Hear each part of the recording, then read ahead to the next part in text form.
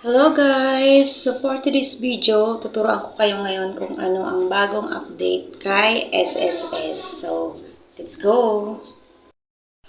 Una, punta lang po kayo sa Google nyo, then type nyo po www.sss.gov.ph.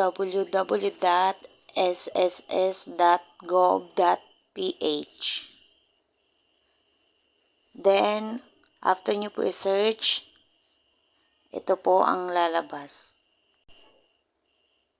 Ayan. Tapos, pindutin nyo po ang My SSS account or login, yung nasa unahan po. Then, sunod po ay member login. Tapos, antayin nyo lang po ng ilang segundo at lalabas na po siya. At kapag ganito na po ang lumabas, enter nyo lang po ang user ID nyo, then password nyo sa SSS na nakaregister. Ako po, sinave ko na po sa phone ko para po mas mabilis yung pag-login ko.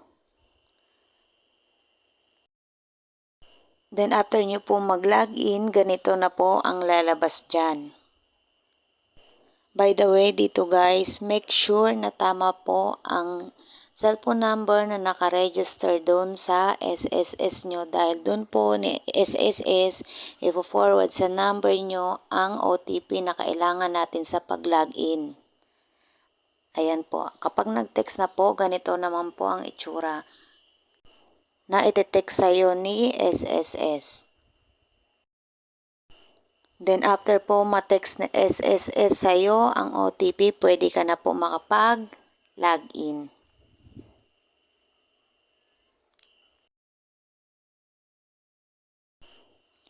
At pag nakalagin na po kayo, ganito na po ang itsura ng SSS website.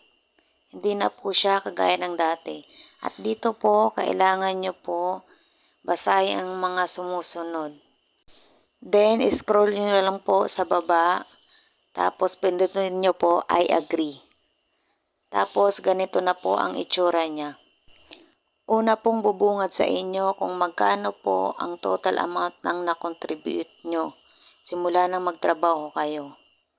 At kung ilang months na po ang may hulog kayo sa SSS. Ayan po. At yun lamang po. Bye! Thank you for watching.